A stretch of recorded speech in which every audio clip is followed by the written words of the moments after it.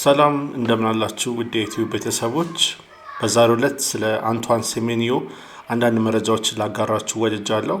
ሴሜንዮ እንግዲህ በጥር የዝውውር መስኮት ቦርንማውዝን ለቆ ወደ አንዱ ታላቅ የእንግሊዝ ክለብ ያመራል የሚሉ ዘገባዎች በስፋት እየተሰሙ ይገኛሉ። በተለይም ስሙ ከማንቸስተር ዩናይትድ እና ሊቨርፑል እንደዚሁም ከአርሰናል ጋር እየተያያዘ ይገኝ ነበረ። ከአርሰናል ጋር ያለው እንኳን እንደ ሌሎቹ ጠንካራ አይደለም። ምክንያቱም ምንም እንኳን ሴሜንዮ የአርሰናልን የመቀላቀል ፍላጎት ቢኖረውም አርሰናል ግን ባሉት የተጫዋቾች ፕሮፋይል እና ዴብዝ አንጻር እሱን መጨመር በዚህ ሰዓት እንደማያስቡ ነው መረጃዎች እያመለከቱ የሚገኘው። ከዛ ውጭ ግን ማንቸስተር ዩናይትድ እና ሊቨርፑል የተጫዋቹ ፈላጊዎች እንደሆኑ ይነገራል። በተለይም ማንቸስተር ዩናይትድ በዊንግ ባክ ቦታ ላይ እንደ አማድ ያለው አይነት ተጫዋችን ይፈልጋልና ምንም እንኳን ዊንገር ቢሆንም ሴሜንዮ በዊንግ ባክ ቦታ ላይ በመሰለፍ በርካታ ግልጋሎትን መስጠት የሚችል ተጫዋች ከመሆኑ አንጻር ተፈላጊነቱ ላቅ ያለ ነው።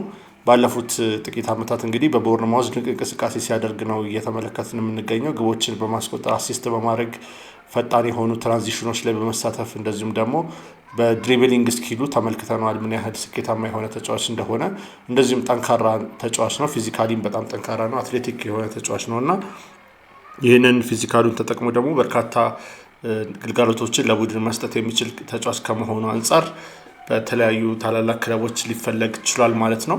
እንግዲህ ጥር ሲገባ ምንም እንኳን እስከ 2030 ድረስ ኮንትራቱን ማራዘም ቢችልም የውል ማፍረሻ 65 ሚሊዮን ፓውንድ የከፈለ ክለብ እሱን ማስፈረም ይችላል። በጥር የዝውውር መስኮት ለመጀመሪያዎቹ 10 ቀናቶች ውስጥ ክፍያውን መክፈል የሚችል ክለብ እሱን የግሉ ማድረግ ይችላል ማለት ነው። ከዚህ በፊት እሱን ለማስፈረም ወደ 50 እና 55 ሚሊዮን ፓውንድ አካባቢ ዋጋ ሲጠራ ቆይቷል። ነገር ግን ኮንትራቱን ከቦርንማውዝ ጋር በፈረመበትና ባራዘመበት ወቅት ተጫዋቹ ከደረሰባቸው ስምምነቶች መካከል አንደኛው ምንድን ነው? ተጫዋቹ ክለቡን በውል ማፍረሻ መልቀቅ የሚችልበትን ስምምነት ነው ያስገባው። ስለዚህ ይህን ስምምነት የሚከበርለት ከሆነ ሴሜንዮ በጥር የዝውውር መስኮት ካልሆነም ደግሞ በክረምቱ የዝውውር መስኮት ወደ ማንቸስተር ዩናይትድ ወይም ደግሞ ወደ ሊቨርፑል ሊያመራ የሚችልበት ከፍተኛ እድል አለ። የሊቨርፑል እድሉን ስንመለከት ሊቨርፑልን የመቀላቀል እድሉም ሰፊ ነው። ምክንያቱም ሊቨርፑሎች ከመሐመድ ሳላ ጋር ያላቸው ግንኙነት ለረጅም ጊዜ የሚቀጥል አይመስልም። ባለፈው ሳምንታቶች፣ ወራቶች እንግዲህ በሊቨርፑል ደስተኛ ያለመሆን ነገር ከተጫዋቹ በኩል ሲስተዋል ተመልክተናል። ወጥቶም ኢንተርቪው ሲሰጥና ተቃውሞ ሲያሰማ ተመልክተነዋል። ከአሰልጣኙ ጋር አለመግባባት ላይ ደርሶ ነበረ።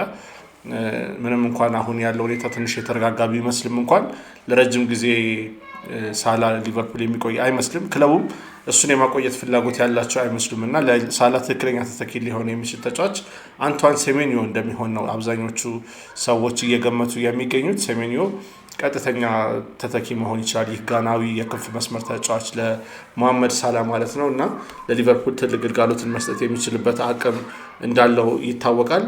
ቦርንማውዝ ባለፉት ዓመታት ላሳያቸው ጠንካራ አቋሞች ወሳኝ ሚና የተጫወተ ተጫዋች ነው። ሴሜንዮ ግቦችን ማስቆጠር ብቻም ሳይሆን እድሎችን ከመፍጠር አንጻር ከፍተኛ ግልጋሎትን ሲሰጥ የነበረ ተጫዋች እንደሆነ ተመልክተነዋል።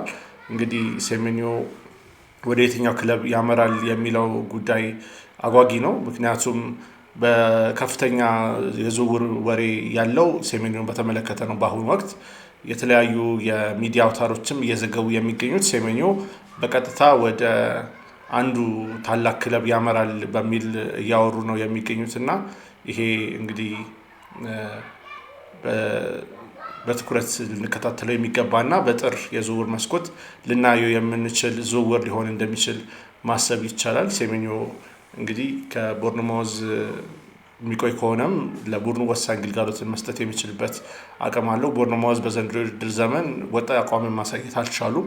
በጣም የሚዋዥቅ አቋምን ነው እያሳዩ የሚገኙት እና ተጫዋቹ የግድ ያስፈልጋቸዋል ወደ ቀድሞ ብቃታቸው ለመመለስ እና እንደ ባለፈው የውድድር ዓመት ሁሉ በቶፕ ሃፍ ኦፍ ዘ ቴብል ወይም ደግሞ በከፍተኛ አጋማሽ ላይ የደረጃ ሰንጠረዡ ላይ ለመጨረስ እንደ ሴሜንዮ አይነት ወሳኝ ተጫዋች ያስፈልጋቸዋል። እንደዚሁም አንቶኒ ራዮላ እንደ ሰሜኒዮ ሁሉ ወዴት ያመራል የሚለው እንደዚሁ የሚጠበቅ ነው። አንቶኒ ራዮላ በጣም ወሳኝ አሰልጣኝ ነው። ታላቅ ታክቲካል ማይንድ ያለው ጥሩ ቡድን የሚመሰረት አሰልጣኝ ነው እና ሁለቱ ቦርነማውዝን የመልቀቃቸው ጉዳይ የቅርብ ጊዜ ይመስላል። እናንተ ስለ ሰሜኒዮ ምን ታስባላችሁ? ወደ የትኛው ክለብ የሚያመራ ይመስላችኋል? ለየትኛው ክለብስ የተሻለ ተጫዋች መሆን ይችላል ብላችሁ ታስባላችሁ? ሀሳባችሁን በኮሜንት ሴክሽን አካፍሉኝ። ስላዳመጣችሁኝ አመሰግናለሁ።